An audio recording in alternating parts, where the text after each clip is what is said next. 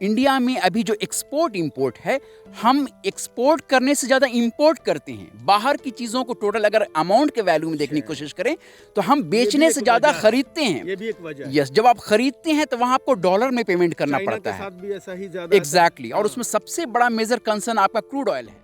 आप देख रहे हैं बिहार आजकल और मैं हूं इमरान अली। आज हमारे साथ बातचीत करने के लिए हैं IBS यूनिवर्सिटी के असिस्टेंट प्रोफेसर डॉक्टर सिकंदर आज़म।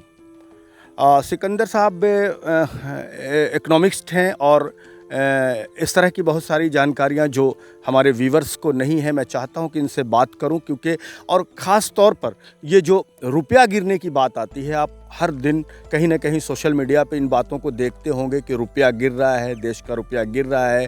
कुछ लोग दलील देते हैं कि नहीं उठ रहा है। तो ये रुपया के उठने और गिरने का जो मामला है, तो हम आज़म सिकंदर से बात करते हैं। सर, चूँकि आप असिस्टेंट प्रोफेसर हैं और इकोनॉमिक्स के हैं, तो इस मामले में क्या कहना चाहेंगे? जो ये रुपया गिरने का मामला है, तो इसको किस तरह देखते हैं आप? रुपया और कैसे समझ पाते हैं लोग कि रुपया, देश का रुपया उठ रहा है, गिर रहा है? क्या पैमाना है इसका?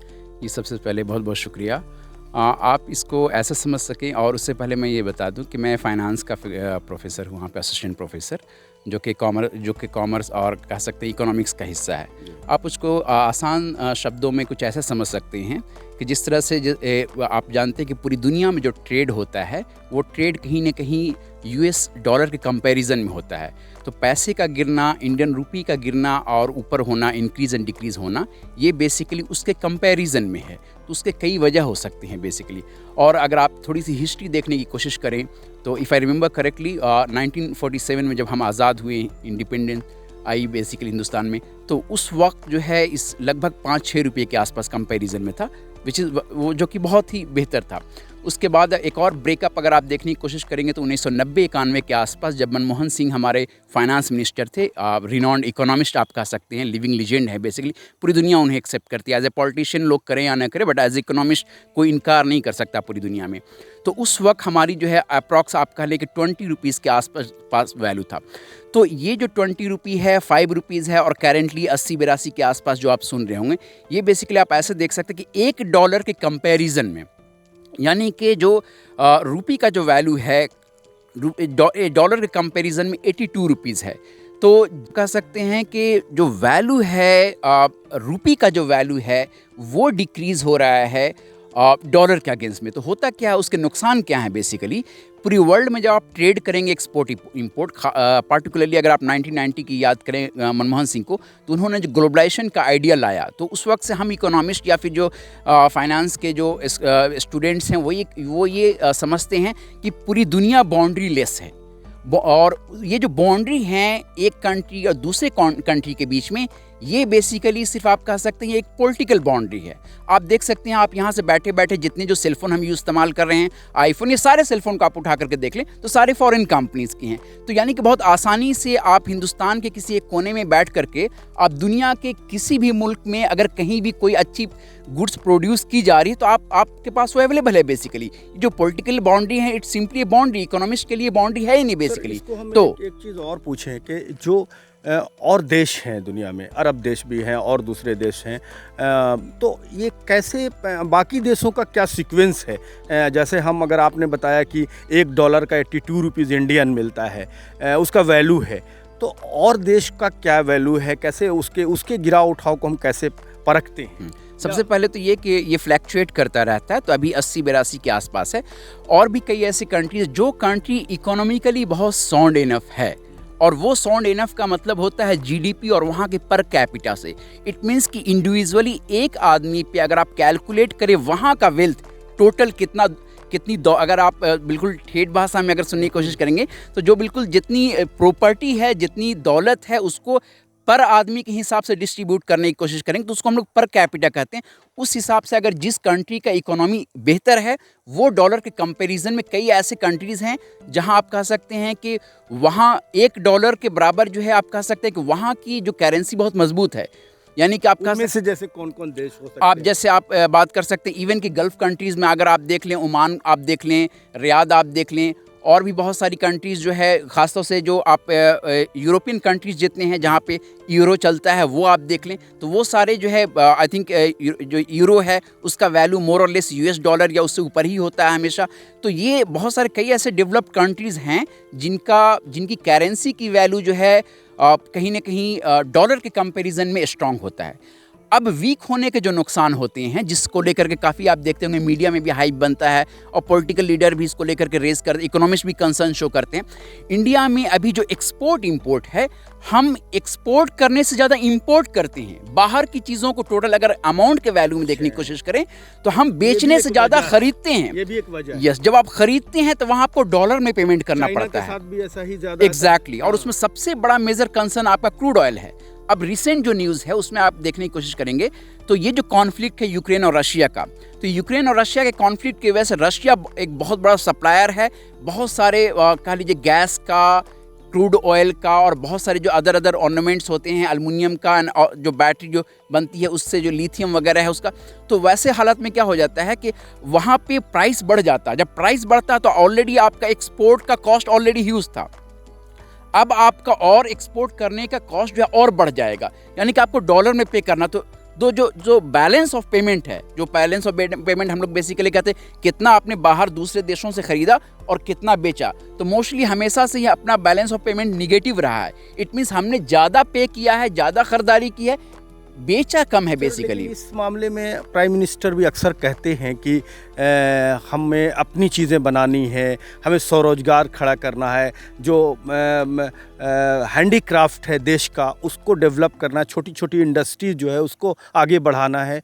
तो इस पर में कुछ काम हो पा रहा है क्यों नहीं? ये जो बातें आती हैं प्राइम मिनिस्टर की तरफ से भी आती हैं और लोग भी जो पॉलिटिकल लोग हैं वो कहते हैं कि यहाँ के जो इंडस्ट्री है उसको आगे बढ़ जाए, लेकिन बढ़ता नहीं है ये, इसका क्या कारण है? कुछ इनिशिएटिव्स हुए हैं लेकिन इसमें थोड़ा टाइम लगेगा। लेकिन एक आप और चीज़ देखने की कोशिश करें, ईज़ ऑफ डूइंग बिजनेस होता है। यानी कि इसी फॉर एग्जांपल अगर मैं चाहता हूं कि मैं अपनी यहाँ एक इंडस्ट्री लगाऊं तो कितनी आसानी होगी मुझे लगाने में, गवर्नमेंट हमें कितना प्रमोट कर रही है, बहुत सारे मार्केट कहाँ मिलेगा? एग्जैक्टली मार्केट मिलेगा। दूसरी चीज़ जो डॉक्यूमेंटेशन के जो सारे प्रोसेस हैं गवर्नमेंट ने कितना आसान कर रखा है उस पर भी डिपेंड करता है। तो गवर्नमेंट ने तो बहुत सारे प्रोग्राम लॉन्च किए, स्किल इंडिया, उसके बाद आप कह लें कि मेक इन इंडिया, बहुत सारे प्रोग्राम हुए, बट जब तक कि वहाँ पे आप प्रमोट नहीं करेंगे और जब तक कि वहाँ पे आप एक कह लीजिए कि एक मीडिएटर जो बिल्कुल उसको सारे डॉक्यूमेंटेशन के प्रोसेस में हेल्प ना करे, ट्रेनिंग ना प्रोवाइड करे, तब तक ये बड़ा मुश्किल, एक चैलेंजिंग टास्क है बेसिकली। ये रुपया जो गिर रहा है ये उठेगा कैसे आपकी निगाह में? आप भी एक इकोनॉमिस्ट हैं और आप स्टूडेंट्स से अपनी बातें रखते होंगे, कुछ स्टूडेंट्स की प्रतिक्रिया आपको मिलती होगी, उनके भी, तो आपको क्या लगता है, आपके पास क्या थॉट है कि यहाँ का रुपया उठे? देखिए, सबसे पहले तो इसमें गवर्नमेंट को ये सोचना हो कैसे ज़्यादा से ज़्यादा एक्सपोर्ट कर सके। अगर आप ज़्यादा एक्सपोर्ट करेंगे और जो है आपका लिए एम्प्लॉयमेंट जनरेशन होगी, एक्सपोर्ट करेंगे, जाहिर सी बात आपको प्रोड्यूस, इसको आप ग्राउंड लेवल पे कुछ ऐसे समझने की कोशिश करें कि अगर वो चीज़ें, जो चीज़ें वर्ल्ड को ज़रूरत है, जो चीज़ें हम एक्सपोर्ट कर सकते हैं, उसको मैक्सिमम आपको आउटपुट देना होगा, बढ़ावा देना होगा। जब आपका एक्सपोर्ट ज़्यादा से ज़्यादा होने लगे, उन चीज़ों को एग्जैक्टली। और उसका मैं एक बेहतर एग्जांपल, चूँकि हम लोग यहाँ पे खेतों में हैं तो बेहतर एग्जांपल मैं दे सकता हूँ। बहुत सारे लोगों ने ऑर्गेनिक फूड का नाम सुना होगा, ऑर्गेनिक फूड एंड फार्मिंग। वो ऐसा फूड एंड फार्मिंग है जो बगैर केमिकल के इस्तेमाल की होता है। पूरी दुनिया में, खासतौर से यूएस और यूरोप में सबसे ज़्यादा उसके डिमांड है। और जैसा कि हम लोग जानते हैं कि हिंदुस्तान की अभी भी जो पॉपुलेशन है, मोर देन 50% जो आबादी है वो कहीं ना कहीं एग्रीकल्चर या इससे जुड़ी हुई एक्टिविटी से उनका रोजगार चलता है या घर चलता है। तो ये एक बेहतर प्लेटफॉर्म हो सकता है कि गवर्नमेंट को चाहिए कि एग्री सेक्टर को ज़्यादा से ज़्यादा प्रमोट करें, उसमें भी ऑर्गेनिक फार्मिंग। जिससे सिक्किम एक बेहतर एग्जांपल है। सिक्किम को हम लोग ये कहते हैं कि वो ऑर्गेनिक स्टेट है, केमिकल फ्री स्टेट है बेसिकली। तो वो फूड जो है और काफ़ी हाई प्राइस पे भी बिकता है। तो उन सब चीज़ों को प्रमोट करने की ज़रूरत है। और आई होप कि अगर वो ये जो है फार्मिंग सेक्टर को अगर स्ट्रॉन्ग कर लेंगे, यानी उसकी वजह ये भी है, मैं जो फोकस कर रहा हूँ, during the covid farming sector was the only sector जिसने पॉजिटिव ग्रोथ दिया था। अदरवाइज जीडीपी आप देखेंगे तो जीडीपी निगेटिव में था, सर्विस सेक्टर आपका निगेटिव था, आपका जो है और भी जो जितने मैन्युफैक्चरिंग सेक्टर्स आपके निगेटिव में थे, सिर्फ आपका फार्मिंग सेक्टर जो है वो पॉजिटिव, यानी कि कहीं ना कहीं जो फार्मिंग सेक्टर का बेस है अभी भी स्ट्रांग है और इसका जीडीपी, बट अनफॉर्चुनेटली आप ये कह सकते हैं कि जीडीपी जो कंट्रीब्यूशन होती है, जीडीपी हमें उसे कहते हैं कि पूरे एक कंट्री के अंदर टोटल कितना ग्रोथ और टोटल कितना वेल्थ है बेसिकली, और उसका ग्रोथ कितना हुआ वेल्थ, तो हार्डली 14 to 15% है, जो कि 50% की आधी आबादी सिर्फ 14 से 15% कॉन्ट्रीब्यूट कर रही है वेल्थ क्रिएट करने में, जीडीपी क्रिएट करने में। तो इसको कहीं ना कहीं गवर्नमेंट को प्रमोट करना होगा। बट आयरनिकली एग्रीकल्चर जो है आप कह सकते हैं कि पॉलिटिकल भाषणों में है, एग्रीकल्चर आप कह सकते हैं कि पॉलिटिकल मैनिफेस्टो में है, एग्रीकल्चर जो है किसानों को बहलावा देने के लिए नई नई जो है बातें होती हैं, बट अनफॉर्चुनेटली ये ज़मीन पे नहीं है, प्रैक्टिकल नहीं, इम्प्लीमेंट नहीं हो पा रहा है प्रॉपर। इसमें एक बड़ा अच्छा स्वामीनाथन का एक रिपोर्ट आया था, जिन्हें हम ग्रीन रेवोल्यूशन मैन के नाम से जानते हैं। उन्होंने एक ग्रीन रेवोल्यूशन लाया था 1960-70s के आसपास। उन्होंने अभी एक कमेटी के तहत ये बताया है कि कैसे एमएसपी कैसे डिसाइड हो, मिनिमम सपोर्ट प्राइस कैसे डिसाइड हो, और किस तरह से हम एग्रीकल्चर को प्रमोट कर सकते हैं, जो कि हम पूरी दुनिया को जो है एक्सपोर्ट कर सकते हैं, फीड कर सकते हैं। बिकॉज आने वाले वक्तों में जो मेजर चैलेंज है डेवलप्ड इकोनॉमी के साथ, कि वहाँ पे फार्मिंग हार्डली 2% 5% लोग करते हैं, अपने यहाँ 50% करते चुके। हिंदुस्तान जो है गाँव की आबादी है बेसिकली मोस्टली। तो आने वाले वक्तों में ये चैलेंज होगा, देश कहा जाता है। एग्जैक्टली। तो आने वाले वक्तों में जो चैलेंज होने जा रहा है हमारे साथ, पूरी दुनिया के साथ, कि how to feed the world. ये जो पॉपुलेशन ग्रो हो रही है उनको फीड कैसे करें, क्योंकि बहुत सारे एग्रीकल्चर लैंड कॉमर्शियलाइज हो रहे हैं। डेवलप कंट्री में ऑलरेडी लोग एग्रीकल्चर के टूवर्ड्स हैं नहीं, हार्डली 2 to 5%।